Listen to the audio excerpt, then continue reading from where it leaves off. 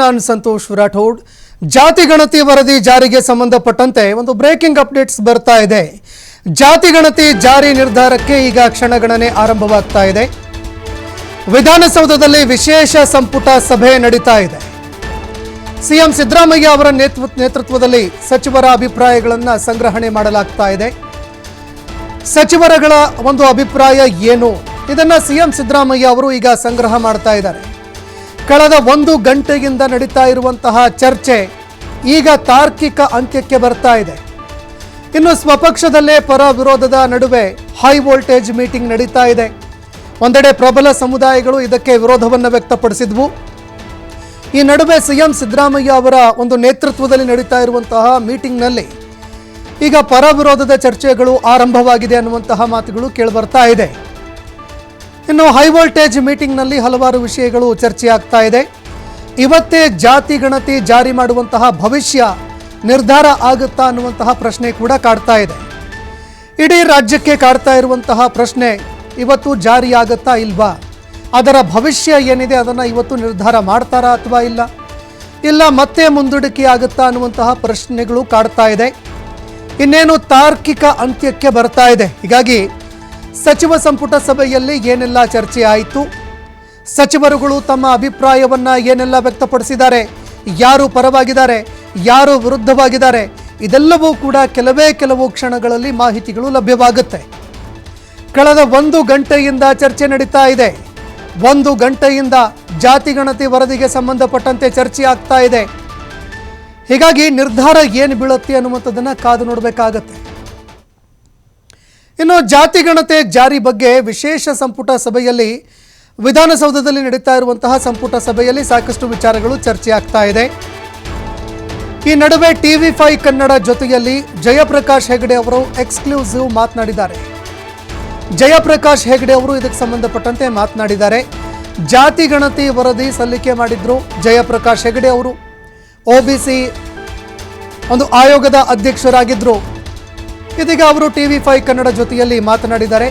ಹಿಂದುಳಿದ ವರ್ಗಗಳ ಮಾಜಿ ಅಧ್ಯಕ್ಷ ಜಯಪ್ರಕಾಶ್ ಹೆಗಡೆ ಮಾತನಾಡಿದ್ದಾರೆ. ಏನು ಹೇಳಿದ್ದಾರೆ ಜಯಪ್ರಕಾಶ್ ಹೆಗಡೆ ಅವರು, ಇದಕ್ಕೆ ಸಂಬಂಧಪಟ್ಟಂತೆ ಕೇಳಿ. ಸಂಬಂಧಪಟ್ಟಂತೆ ಕ್ಯಾಬಿನೆಟ್ನಲ್ಲಿ ವಿಶೇಷ ಸಭೆ ನಡೆಯುತ್ತಿರುವ ಮಧ್ಯೆನೇ ಜಾತಿ ಗಣತಿಯ ಜ್ವಾಲೆ ರಾಜ್ಯಾದ್ಯಂತ ಒಂದಲ್ಲ ಒಂದು ಕಡೆ ವ್ಯಾಪಿಸ್ತಾ ಬರ್ತಾ ಇದೆ. ಇದು ಯಾರ್ದೋ ಸಂಖ್ಯೆ ಜಾಸ್ತಿ ಆಗಿದೆಯಂತೆ, ಇನ್ಯಾರ್ದೋ ಸಂಖ್ಯೆ ಕಡಿಮೆ ಆಗಿದೆಯಂತೆ.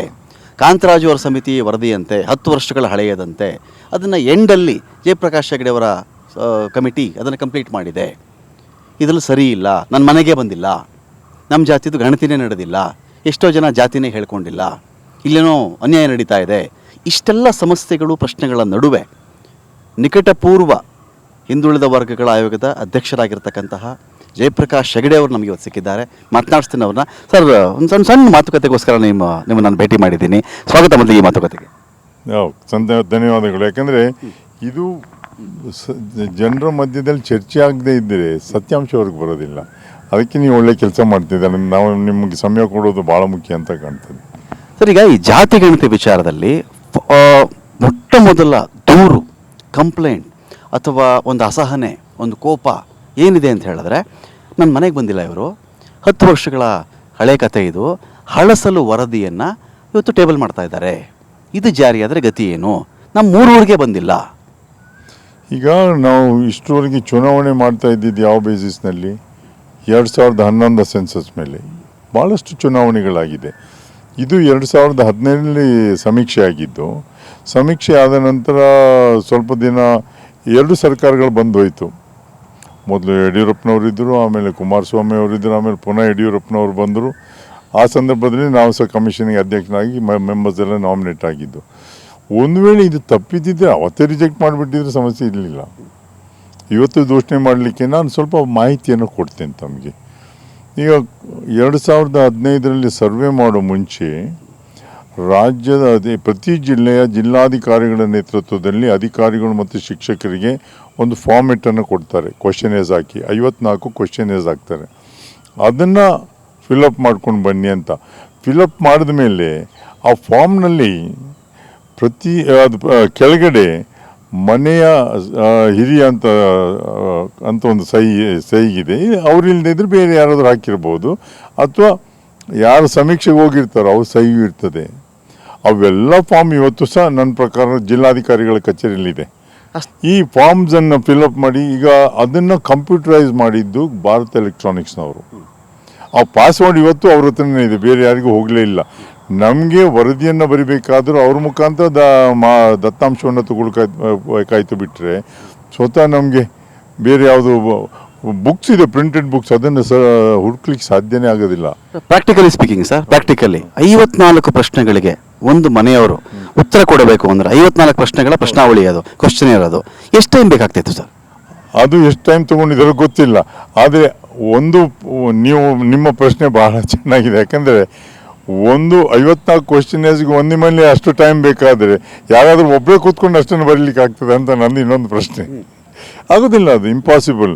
ಜಿಲ್ಲಾಧಿಕಾರಿಗಳ ನೇತೃತ್ವದಲ್ಲೇ ಆಗಿದೆ ಇದು, ಎಲ್ಲ ಅಧಿಕಾರಿಗಳು. ಮತ್ತು ಯಾಕಂದ್ರೆ ನಾವು ಇದೆಲ್ಲ ಅನುಮಾನ ಮಾಡಲಿಕ್ಕೆ ಶುರು ಮಾಡಿದರೆ ಆ ಅಧಿಕಾರಿಗಳೇ ಅನುಮಾನ ಮಾಡಿದಂಥ ಪರಿಸ್ಥಿತಿ ನಿರ್ಮಾಣ ಆಗ್ಬೋದು. ಅಧಿಕಾರಿನ ಅನುಮಾನ ಮಾಡೋದು ಅನ್ನೋದಕ್ಕಿಂತ ಹೆಚ್ಚಾಗಿ ಸರ್, ಇದರಲ್ಲಿ ಅದರ ಸ್ಯಾಂಕ್ಟಿಟಿ ಅಂದರೆ ಬಿಟ್ಟು ಹೋಗಿದ್ದೀವಿ ಎಷ್ಟೊಂದು ಜನ. ನಾನು ಅದನ್ನು ಅಪನಂಬಿಕೆಯಿಂದ ನೋಡುವುದು ಬೇರೆ. ನನ್ನ ಮನೆಗೆ ಬಂದಿಲ್ಲ ಅಂದರೆ ನನ್ನ ಜಾತಿನ ನನ್ನ ಎಲ್ಲಿ ಸೇರಿಸಿದ್ದಾರೆ ಇವರು ಅಂತ ಪಾಯಿಂಟ್ ನೋಡುವ. ಈಗ ಫಾರ್ಮ್ ಅಲ್ಲೇ ಇದೆ, ಜಿಲ್ಲಾಧಿಕಾರಿಗಳ ಕಚೇರಿಯಲ್ಲೇ ಇದೆ, ಬೇರೆ ಎಲ್ಲೂ ಹೋಗಿಲ್ಲ. ನಾನು ಹೇಳೋದು, ಆ ಮನೆಗೆ ಹೋಗಿ ಸಮೀಕ್ಷೆ ಮಾಡಿದ ಮೇಲೆ ಅಲ್ಲಿ ಕಂಪ್ಯೂಟರೈಸ್ ಮಾಡಿದ್ದು ಪ್ರಿಂಟೆಡ್ ಫಾರ್ಮ್ಸ್ ಇನ್ನೂ ಅಲ್ಲೇ ಇದೆ, ಅವರು ಫಿಲಪ್ ಮಾಡಿದ ಫಾರ್ಮ್ಸ್ ಎಲ್ಲ. ಯಾರಿಗಾದರೂ ಅವ್ರ ಮನೆಗೆ ಬಂದಿಲ್ಲ ಅಂತ ಅನುಮಾನ ಇದ್ದರೆ ಅಲ್ಲೇ ಚೆಕ್ ಮಾಡೋದು ಮಾತ್ರ ಅಲ್ಲ, ಅವತ್ತು ಸಮೀಕ್ಷೆ ಮಾಡಿದ ಮೇಲೆ ನನಗೆ ಗೊತ್ತಿದ್ದಾಗೆ ಅವ್ರು 2 ತಿಂಗಳು 3 ತಿಂಗಳು ಎಕ್ಸ್ಟೆಂಡ್ ಮಾಡಿದರೆ ಯಾವುದಾದ್ರೂ ಸೇರಲಿದ್ರೆ ಬಂದು ಸೇರಿಸ್ಲಿಕ್ಕೆ ಅವಕಾಶ ಇದೆ ಅಂತ. ನೇರವಾಗಿ ಅದನ್ನು ಗಣಕ ಯಂತ್ರಕ್ಕೆ ಹಾಕಲಿಲ್ಲ.